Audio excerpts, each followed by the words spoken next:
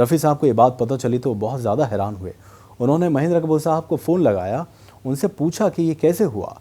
तब जाके महेंद्र कपूर साहब ने उनको सारा किस्सा बताया। कैसी हसीन आज बहारों। आदाब, नमस्कार, मैं हूं रिजवान खान। आप देख रहे हैं सदाबहार फनकार। दोस्तों, अभी आपके लिए एक ऐसा दिलचस्प किस्सा लेके आए हैं जो शायद आपने नहीं सुना होगा। पहले आइए वो गाना सुनाते हैं जिसके बारे में आज हम बात करने वाले हैं। मोहम्मद रफ़ी साहब की आवाज़ में ये गाना है। एक चांद आसमां पे है एक मेरे साथ। तो ये गाना है 1968 में आई फिल्म आदमी का, जो मोहम्मद रफ़ी साहब ने महेंद्र कपूर साहब के साथ रिकॉर्ड नहीं किया था, बल्कि रिकॉर्ड किया था तलत महमूद साहब के साथ। महेंद्र कपूर साहब ने तो इसकी डबिंग की थी बाद में। अब ये जानकर आप शायद हैरान हो जाएंगे, ये इकलौता ऐसा गाना है जो रफ़ी साहब का और महेंद्र कपूर साहब का एक साथ है, डुएट गाना है। लेकिन रिकॉर्डिंग साथ में नहीं हुई थी। असल में रफ़ी साहब को तो पता भी नहीं था कि महेंद्र कपूर साहब ने ये गाना कब रिकॉर्ड कर लिया। और ये गाना जब फिल्म आई तब उन्होंने जब सुना कि दोनों की आवाज़ एक ही गाने में है तो वो हैरान हो गए। उनको पता था कि ये गाना तो उन्होंने तलत महमूद साहब के साथ रिकॉर्ड किया है। अब मैं आपको पूरा किस्सा सुनाता हूँ, लेकिन आइए पहले तलत साहब का जो वर्जन था वो मैं इस गाने का सुनाता हूँ आपको। देने वाले तूने तो कोई कमी न की। तो ये आपने सुना तलत महमूद साहब का वर्जन था जो रफ़ी साहब के साथ उन्होंने रिकॉर्ड किया था, डुएट। अब किसको क्या मिला ये मुकद्दर की बात। अब इस गाने को बाद में महेंद्र कपूर साहब के साथ क्यों डब कराया गया, मैं आपको बता देता हूँ।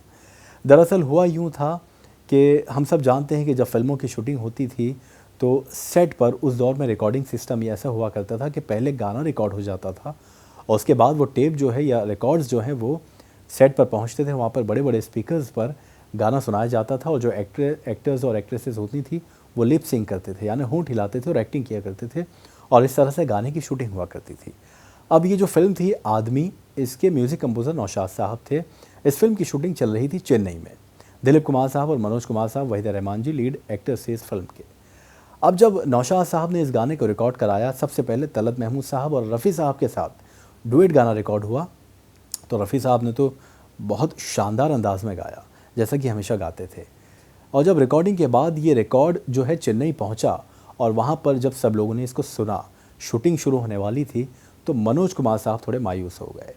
अब इस वाक़ये के, इस किस्से के दो पहलू हैं, जो दो बातें सामने आती हैं वो ये हैं, दो कहानियाँ हैं दरअसल, कि जब मनोज कुमार साहब ने सुना तो मनोज कुमार साहब मायूस हो गए। मनोज कुमार साहब ने ये देखा कि एक तरफ तो रफ़ी साहब ने इतने शानदार अंदाज में गाया है दिलीप साहब के लिए, और तलत साहब ने जो गाया है वो बिल्कुल उनके किरदार को एक तरह से ख़त्म कर रहा है। मनोज कुमार साहब के किरदार को बहुत अच्छा रिकॉर्ड नहीं किया था तलत साहब ने।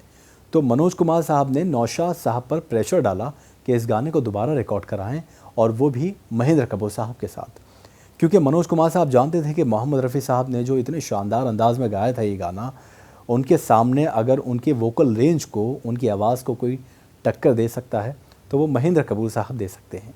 ये मनोज कुमार साहब का सोचना था। उन्होंने नौशाद साहब पर प्रेशर बनाया और नौशाद साहब ने इसको फिर महेंद्र कपूर साहब से डब करवाया। रिकॉर्डिंग तो ऑलरेडी हो चुकी थी, तो डब करवा के फिर रफ़ी साहब के साथ उस आवाज़ को जोड़ा और फिर ये गाना वहाँ पहुँचा और महेंद्र कपूर साहब का वर्जन फिल्म में इस्तेमाल किया गया। तो पहले मैं आपको महेंद्र कपूर साहब का वर्जन सुना देता हूँ। मेरी खुशी भी आपके दामन में आ गई। अब मैं दूसरी कहानी सुनाता हूँ कि क्या हुआ था। दरअसल जब ये टेप जो है, रिकॉर्ड जो है चेन्नई पहुँचा और वहाँ पर सब लोगों ने इसको सुना, तो सबका ये मिला जुला फैसला था। सबको ये लगा कि तलत साहब की क्योंकि तबीयत ठीक नहीं थी जब उन्होंने ये गाना रिकॉर्ड किया था, उनको लगा एक तरफ तो रफ़ी साहब की आवाज़ जो आसमान तक पहुंच रही है, इतने ग्रेसफुली उन्होंने ये गाना गाया है, इतना सुरों से खेले हैं वो इस गाने में कि आप सुनेंगे तो वाकई आप वाह वाह करेंगे रफ़ी साहब की आवाज़ को। तो मैं पहले आपको ये गाना जो रफ़ी साहब ने सुरों के साथ खेला था, ज़रा थोड़ा सा सुन लीजिए। मस्ती सिमट के प्यार के गुलशन में आ गई। तो रफ़ी साहब ने तो इतने शानदार अंदाज में हमेशा की तरह गाया। अब सबको ये लगा कि तलत महमूद साहब की आवाज़ दब रही है, किरदार को मनोज कुमार साहब के ख़त्म कर देगी, मार देगी। तो सबका ये मिला जुला फ़ैसला था कि ये गाना महेंद्र कपूर साहब के साथ रिकॉर्ड कराया जाए। अब नौशाद साहब को जब ये बात पता चली तो नौशाद साहब ने महेंद्र कपूर साहब से कहा कि आप इस गाने को डब कर लें। महेंद्र कपूर साहब को ये भी बताया गया कि ये गाना पहले तलत साहब रिकॉर्ड कर चुके हैं, तो महेंद्र कपूर साहब ने इनकार कर दिया। उन्होंने कहा कि तलत साहब मेरे गुरु हैं और उनका गाया हुआ गाना मैं नहीं गा सकता। तो नौशाद साहब ने उनको मशवरा दिया कि आप जाके एक बार तलत साहब से इजाज़त ले लें, क्योंकि उनकी तबीयत ठीक नहीं थी, इसलिए गाना ऐसे रिकॉर्ड हुआ था। तो महेंद्र कपूर साहब तलत साहब के पास पहुँचे, उनसे इजाज़त ली, उनके पैर छुए। तलत साहब ने जब उनको इजाज़त दी, उसके बाद जाके कहीं महेंद्र कपूर साहब ने इस गाने को डब किया। और आप यकीन नहीं करेंगे कि फ़िल्म में प्रोड्यूसर ने महेंद्र कपूर साहब और रफ़ी साहब का वर्जन इस्तेमाल किया, लेकिन जो एलपी रिकॉर्ड्स होते थे उस पे तलत साहब और रफ़ी साहब का वर्जन ही रखा गया था, क्योंकि उनको लगता था कि ये ज़्यादा बिकेगा। मेरी खुशी भी आपके दामन में आ। अब सबसे कमाल की बात क्या थी, जो बहुत दिलचस्प वो ये है कि रफ़ी साहब को पता ही नहीं था इन सब बातों के बारे में। रफ़ी साहब ने तो जब फ़िल्म देखी, फ़िल्म में लोगों ने उनको बताया कि ये गाना तो आपने तलत साहब के साथ गाया था, इसमें महेंद्र कपूर साहब कहाँ से आ गए, आवाज़ तो महेंद्र कपूर साहब की है। रफ़ी साहब भी हैरान हुए कि उन्होंने रिकॉर्ड तो तलत साहब के साथ किया था, क्योंकि रफ़ी साहब और महेंद्र कपूर साहब के बीच एक म्यूचुअल अंडरस्टैंडिंग थी कि दोनों कभी साथ गाना रिकॉर्ड नहीं करेंगे। रफ़ी साहब को ये बात पता चली तो बहुत ज़्यादा हैरान हुए। उन्होंने महेंद्र कपूर साहब को फ़ोन लगाया, उनसे पूछा कि ये कैसे हुआ। तब जाके महेंद्र कपूर साहब ने उनको सारा किस्सा बताया।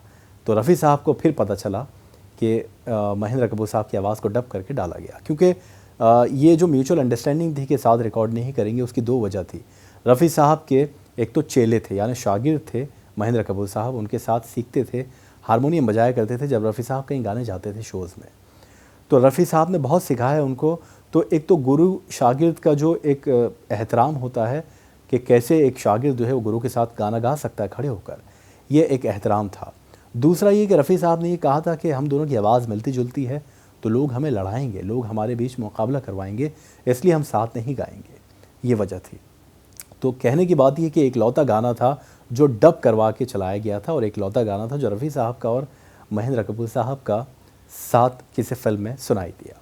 रफ़ी साहब भी हैरान हुए, उन्होंने फ़ोन किया डैडी को, मंदिर ये कैसे हो गया, तेरी मेरी आवाज़ साथ में। डैडी का पाजी ऐसे ऐसे होता है। अच्छा कोई बात नहीं, फिर तो क्या कर सकते हैं। तो एक लौता गाना है जो रफ़ी साहब का और डैडी का साथ में है। ऐसी हसीन आज बहारों की रात। तो इस तरह से रफ़ी साहब अनजान थे इन सब बातों से, उनको बिना बताए ये गाना डब किया गया था। उम्मीद करते हैं यह किस्सा आपको पसंद आया होगा। अगले वीडियो में कुछ और दिलचस्प बातें आपके लिए लेकर आएंगे। तब तक आप रखें अपना ख्याल। मुझे दीजिए इजाज़त। आदाब, नमस्कार। एक चांद आसमां पे है, एक मेरे साथ